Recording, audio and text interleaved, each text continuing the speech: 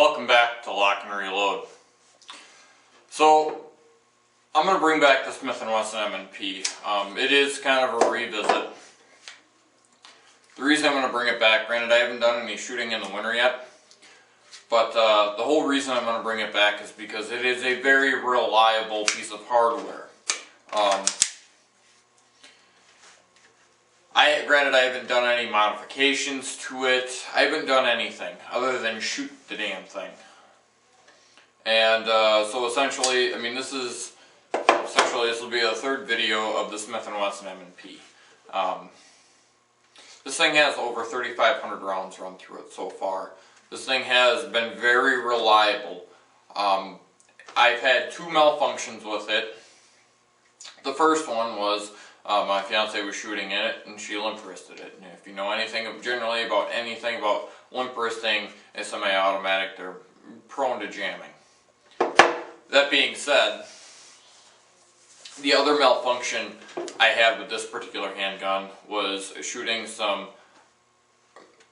9mm ammunition that had rock hard primers. Stuff that's made for the Uzi, something that's made for a fully automatic, which this thing ran it beautifully, by the way.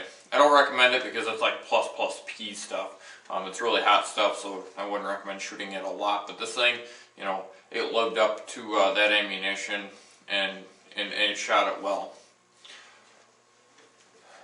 The one thing that I've come to love about the M&P is cleaning is a dream with this one. Disassembly is a dream with this one.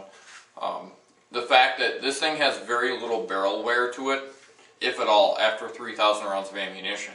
A very reliable, very functional gun. Granted, I haven't, dropped it in the dirt. I've been running this thing in normal use. And I highly recommend it as a personal defense. Granted, I don't have a Glock or anything to compare it to, but that's to become in the future videos. Because again, Wisconsin has concealed carry, and I haven't made my decision whether I'm going to go with a Glock 23 or a Smith & Wesson M&P compact. But that being said, whatever firearm I choose, well, if it was up to me and money wasn't an object, I would have them both. This thing has a great trigger on it. I absolutely love the trigger on it. A lot of people don't like it. I absolutely love it. The reset is a little light. Versus like a Glock, when you go to fire it and reset it, a Glock has a more pronounced and more report as far as the reset on the sear. This one is a little light. It's takes a little bit to get used to. But that being said, it's been an outstanding performer. Now, some of the bad things that I've discovered with this handgun, which it's negligible, but some of the bad things that I discovered with this gun are the rear sights. I have to go ahead and replace the rear and front sight. Well, I contacted Smith & Wesson on that issue. Because I started rusting right in the rear white dots, right in the upper right corner.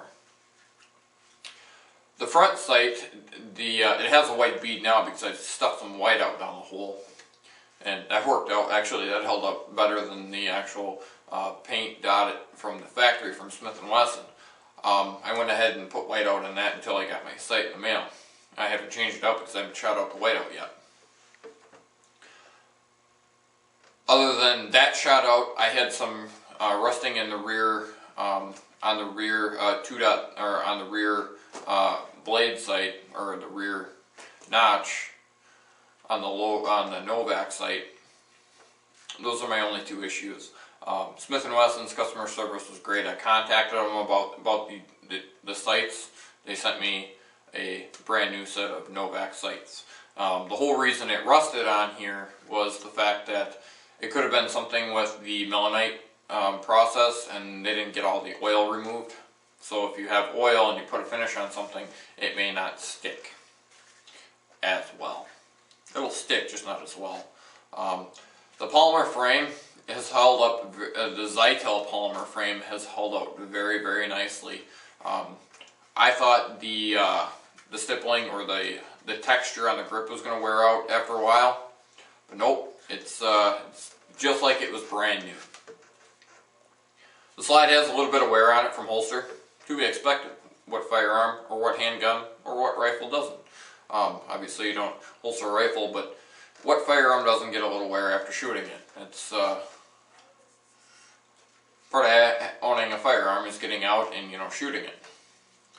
Just an excellent handling weapon. So if you're thinking about getting a Smith & Wesson M&P, a great firearm. Again, 3,500 rounds run through this thing in the last summer, and I have more than enough footage to back that up. I've shot this thing extensively. And if you don't believe me, go to Weaponeer's channel. Ask him. You know, he hasn't seen this thing malfunction. And the two malfunctions were a heavy primered 9mm and limp wristing it, and that was right out of the box. But other than that, I haven't had any issues. I had no cracks in the slides, no internal parts breaking other than the sights. That's about it.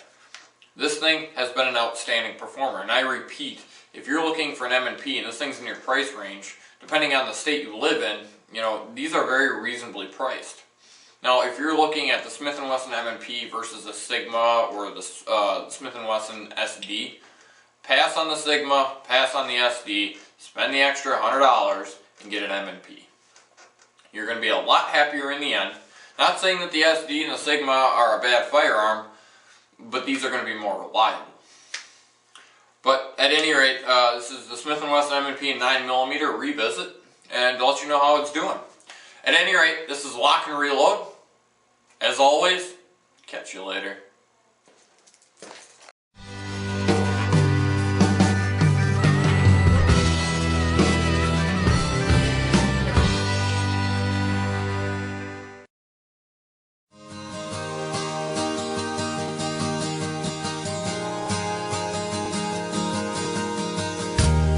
She said, I've got Napoleon complex.